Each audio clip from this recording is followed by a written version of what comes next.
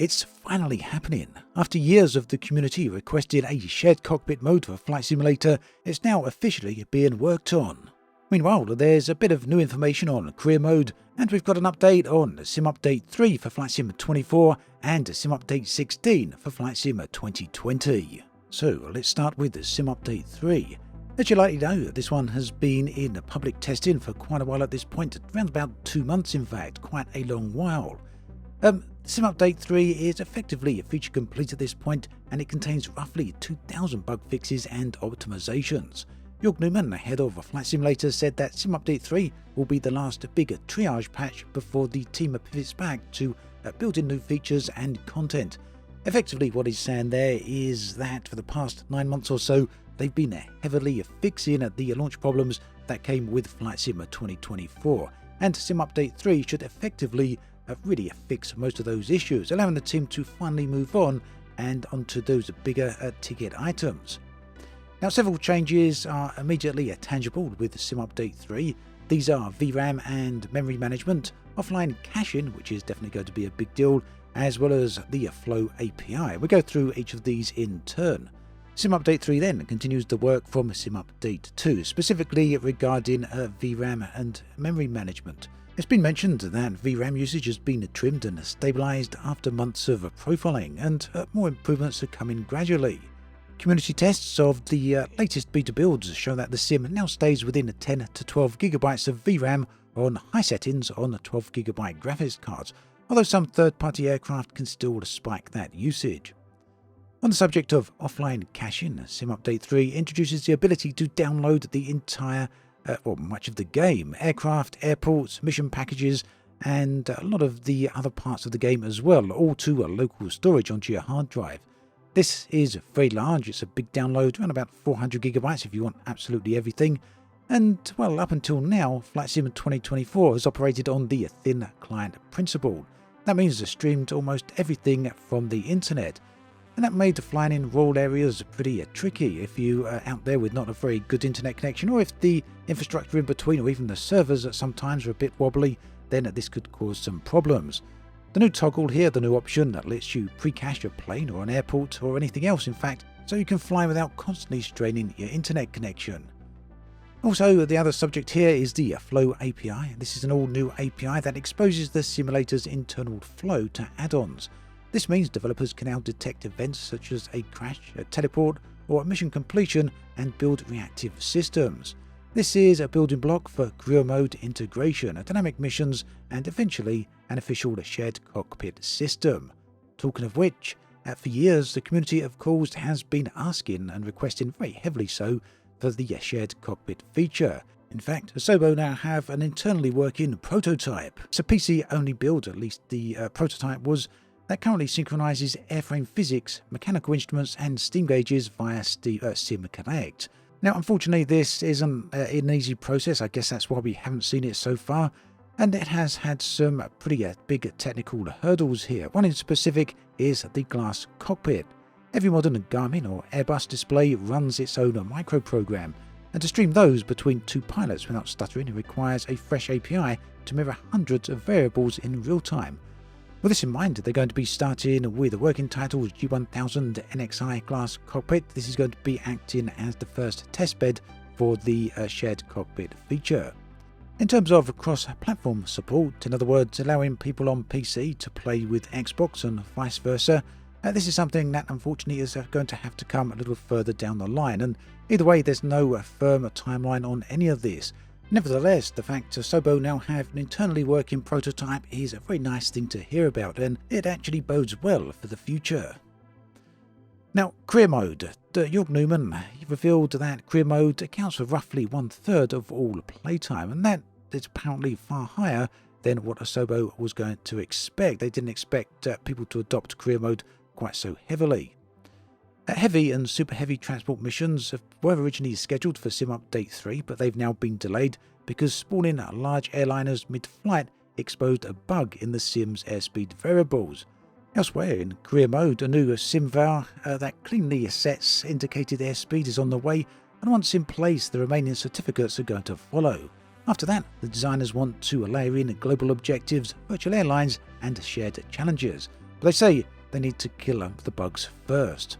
Additionally, it's been confirmed that mission design for all of this stuff is now going to be moved in-house. This has all been done at the work of third parties up until now, but Asobo are going to be taking this over officially now. On a somewhat unrelated side note, we come to the World Hub. This is the feature that allows simmers, players, to update local airfields, local airports, so that these can be synchronized across the entire game and made available for other simmers.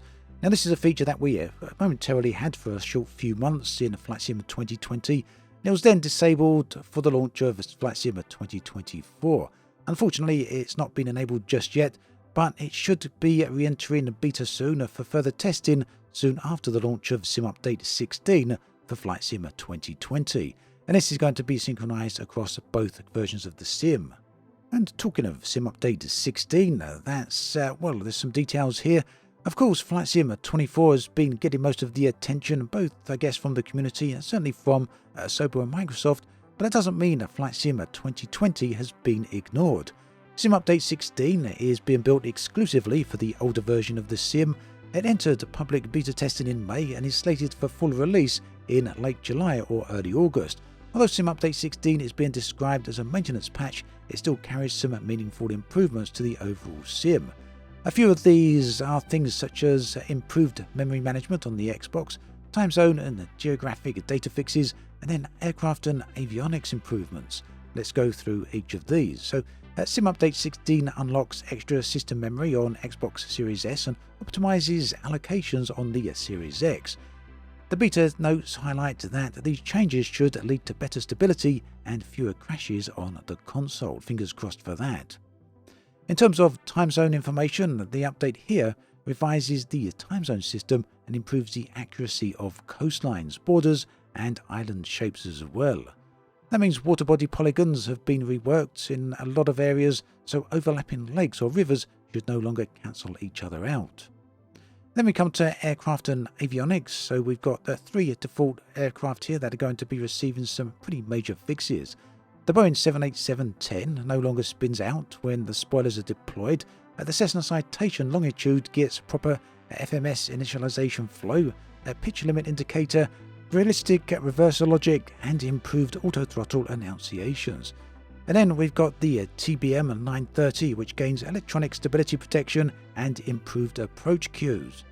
Across the board, avionics such as the G1000 NXI, the G3000 5000, the G3X, the GNS 430 and 530, as well as the Primus Epic systems, have all been getting a whole load of bug fixes. So that should be pretty good news for those of you still on a Flight Sim 2020. And talking of which, there's some other nice news here in response to those of you who are pretty determined to remain in Flight Sim 2020. It was confirmed that planes native to Flight Sim 2024 are being backported at a rate of 3 per week. The first two are the CL415 water bomber and the Edgeley tsujiKa. These are already live in the 2020 marketplace. There's going to be more to follow. Not every cockpit, though, is going to make the transition back to 2020. Some high-end models rely on systems that are unique to the newer version of the game. But the goal is to bring most of the fleet over in the coming months, they say. Moving on, we come to another nice piece of information here, and that is, it's rentals over on the marketplace. And these are currently aimed at 9 first-party aircraft in the Deluxe and Premium Deluxe editions, which can now be rented for 1, 3 or 7 days, directly from the in-sim marketplace. The rental fee is set by the developer. The example shown by Microsoft were roughly $1 for 1 day rental, or $3 for 3 days, and $5 for a week. But third-party studios can also choose their own prices here. If you do decide to buy the aircraft later on after you've rented it and within the 7 days of the initial rental expiring, the highest rental fee you paid is then deducted from the purchase price. Developers can also set a flag here for 1 day rental and allow that to be free if they so choose, effectively letting the players to test fly before they commit to actually buying. As of this week, third-party content creators have access to the rental toggles on the submission portal, so hopefully, fingers crossed, we should start seeing more rentals show up in the sim. And this is going to be a great way for everyone to try out those planes rather than dumping rather expensive costs over on those planes and finding you don't like them. It's a great way to test and a great way to get to grips with the plane before you actually buy them. So that's pretty much it. That's all the information we have right now on Flight Simulator. Although one final piece of info here, City Update 12 has not been unveiled just yet, but apparently it's going to be unveiled at Gamescom in August, so do keep your eyes out for that. It's apparently going to feature a European city. At any rate, thanks for watching this video all the way through. There is another one on the screen if you want to check that out. Thanks for watching, take care, and I'll catch you next time.